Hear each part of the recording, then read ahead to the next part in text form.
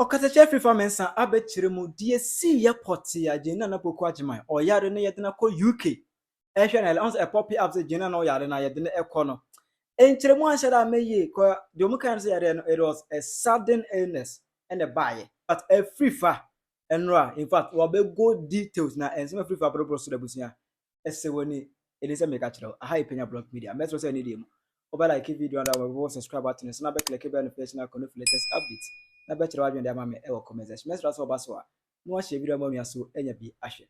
And last week over the weekend simu and a pop up media say your vice lady Naana OPOKU Agyemang or yare I get it critical to the point say ya fly no echo outside am say ho na nyame adom or wa oje ayarehwe engaga enya de empire eternity so for instance start do mu come say left no enam ho but ya bomb pie say nyame ebe courage Naana OPOKU Agyemang ne nkwa na watimi abeka yensebim na onim say e pop up say oyare no ayesam Okatakyie a oye adwuma office of the presidency or the communicate ne ba say Naana OPOKU Agyemang oyare no wanko details the entire yare be no yare na dey be opportunity but Okatakyie Afrifa mensa on his program enra while going the details with an ensem abro so there wa tretrium the see airport ya e ma ne yare ye na ensem ne data ne fatia or the aba ne kasem no ano wo hyepa yengo tie ne mra Jeno, he many bra, sa nneema wi. Mami omoku sisai. Gobi. Jeno obeji suspension. We hold me for mami. Mami omoku sa. Hold me for mami me omoku sa. Okay, well, let's move on. That's the moku. Grandma on for the idea for moku no so na no. Moko ya lazy. Me won't be we say. By your bad general. Yeah, you serious when it gets serious, man. Bobby, you hot na. We must say a year my mama yare. Na omo de ne Eco Hospital. Ye de na ko UGMC. Ye flew ye de ne ko be foforo. Sabinka Vice President Yaria. Bobby. We wish her well. I can get news. And we are not evil. Says a vice president. And a baby would do can fear when you it can hold on and news near the bay. Go news near the bay. Yamranti Koba near the Yabre. It's a Kamamia the 78 or so. Now or Yaria.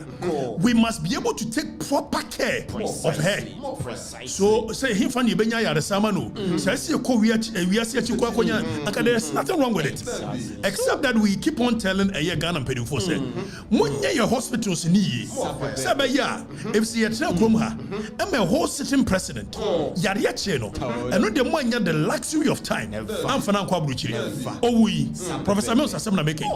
Yet now, Hama, a former vice president, Pakwasi Misata, oh, a year pick up a cheap. Such a sad situation because you are building your facilities here, educate your shit. See your facilities will be in best condition. Said the Bayer Kama me yaria, a common beko, and then most modern quabruchiri. No more yen am trusting them, hey, we are sensual, all real fonsa. I showed you.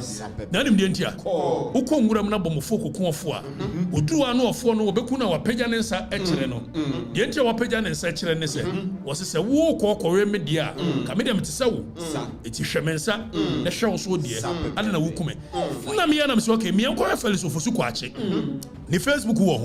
When him say a new one to fellows of Fusuquachi to Memphasa, a press release, and to the Facebook.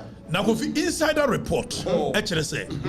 Mamene di kan yare tienio omi anka no krenkyere yo na saa no mo ye ku Professor Mills and this in the bone for first class say ya me ani amre a omo de maame omo bone shoulder pad abi gina wa ku ni say do ku Professor Mills and Professor Mills yare omo timi ne koba anu onyare na hwenya no Professor Mills tumirika on the tarmac e wa bra proper insem nyina yetum papa mini mu nyina ya sama mene ye nyina ehu saa no mo de ye maame.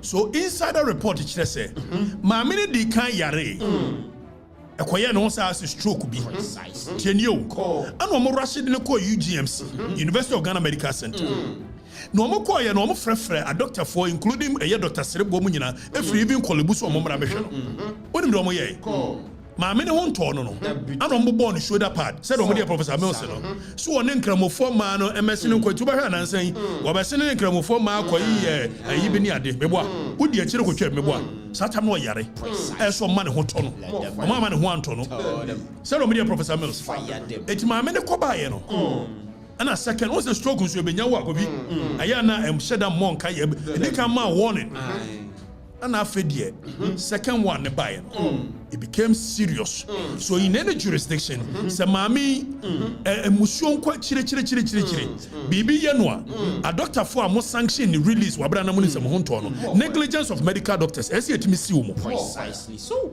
More fire. What did I say? Nobody is wishing some vice president or so bibi nya no na dia kwa yan wanwan say then na vice president yare kovi na kude o manya press release da Kencha situi okonya prostate cancer the one you to dwa if says oba be leader of the people you are accountable to the people e dey ntino mu ye din na dem dey ntino mu kan wasem abranche bi de ayi plane bi beto ayi social media say page no friend sell the bomb also and what shall say question say adan no mo de ayi private jet abesi tarmac ne so se nkoku je to blakwa e wo ayi a kabarista nka fe no no akofa ayi dia ba make sense nkoku je to blakwa wona foreign affairs minister edonim omode could left him amene no me yesoki say manfo na hudia we must release the entire year left him amene to sell the bomb the kind of picture we and the two no say can someone explain why air med flight so we a medical flight you the farm ameno you the farm vice president and the koi no man can want someone o man release na me go bisa the entia o man to me release in say in 2016 NDC for share Steve Mallory of African Watch African Watch publication or the African Watch the beto and Akufo-Addo no acute cancer or acute this omobua and this for na share Steve Mallory man trust adie so fire anyway Mokai sadio the MPP campaign in jeopardy Akufo-Addo has cancer na Steve Mallory nyanchire mu nwie ade che ya na babies with sharp teeth number 1 Felix Ofosu-Kwakye okotina TV3 yenkonko tie Felix Ofosu-Kwakye nsim hu kan yenkonko tie obi yenti Petrosi President Akufo-Addo is suffering from 3 serious ailments: prostate cancer, what they call acute kidney injury, and a blockage in his coronary artery. That's the flag bearer of the new patriotic President Akufo-Addo is suffering from 3 serious ailments: prostate cancer, what they call acute kidney injury, and a blockage in his coronary artery. That's the flag bearer of the anyway Felix Ofosu-Kwakye the na want me mfa maame no o release president bi on between social media wo mo call social media wo onkowe say we da wa want me amfa to because so say mfunu say no mo ye nam say maame ne vice president say he fa na say fakora nya ade ayaresama no ankanya issue ne me bebusa say nanu asem no ade na siye yesi abranche bi ekonya yare ne ade na ye hospital no wo mysterious ana na nipa ya wa baba ye foreign affairs minister ko je to blakwa eko gina ahoko kekan brofo akase say ayi Ghana web publication say o yamba ne eye okujeto wey eno say was study see yire nim shen no afa ne sene mienu na bete ho eno kwa ne say do be say aka brofo me ana menu no but won kan kure yangongo tie do okuje to blakwa kan ye yangongo tie enye we nya Felix Ofosu-Kwakye de no okuje to blakwa policy of no medical treatment abroad for members of the executive, the legislature, and the judiciary with immediate effect. There is the need to implement a policy of no medical treatment abroad for members of the executive, the legislature, and the judiciary with immediate effect. Say no. Una ye foreign affairs minister. And before you bet me the mame Jane, akwa aburuchiri no. Esa wo foreign affairs minister. What now facilitating the process by releasing a note verbal or communique to a consulate. Baby, I'm modern call, and I'm no say. Matis and Grofos woman, my men call US near the Mammy in the US. Cleveland Clinic non cast woman in the con, or more the bigger branch in the US, but another branch in UK. So Minoka say a vice president only US or UK. Cleveland a clinic or UK. Away insider report. So almost we are inside. And to one my many bakwa, as we could to black as foreign affairs minister, and the relay information come your consulate. Say, as you see, as any part of ABC Ebaho, it Munya chauffeurs ready, Munya the servants ready, Munya cars ready, hospital in Bako when I saw facilitating. It will good to Yebusao. They say, still our policy near Famra. Now that I want to say, my men, as what or that. If so, quite a control for no more nature, one no mameno. I don't know, Anka. Or someone can politics of convenience. We are traveler kwa nuclear strap. Na Dr. Mama Dubaumia Yari Kotina UK and was an Hoyari. Young Konian Kosha some of the appalling things. Yayara Koku and also one in Mayaka. Miami Yayara Koku. Radinia me.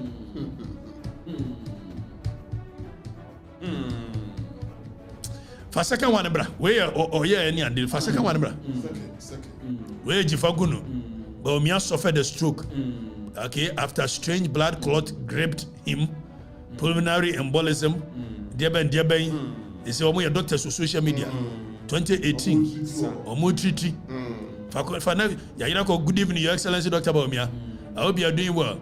I was very happy to read the post of Mrs. Samira Facebook, blah blah blah. Gabriel Chidaku, blah blah blah.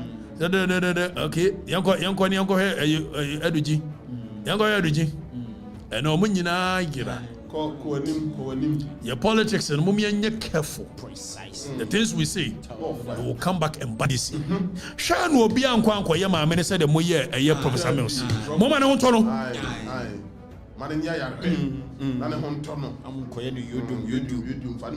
Now go for more, you know. Anna, a domain market former, and no more casting. Namiana Mia so as I'm near. No, scared that you want can be jail. I'm say, hey, most women, domain market former. Men come home. The boy, you know, say, are you Malam John, dear? A question to Makaya Ludi.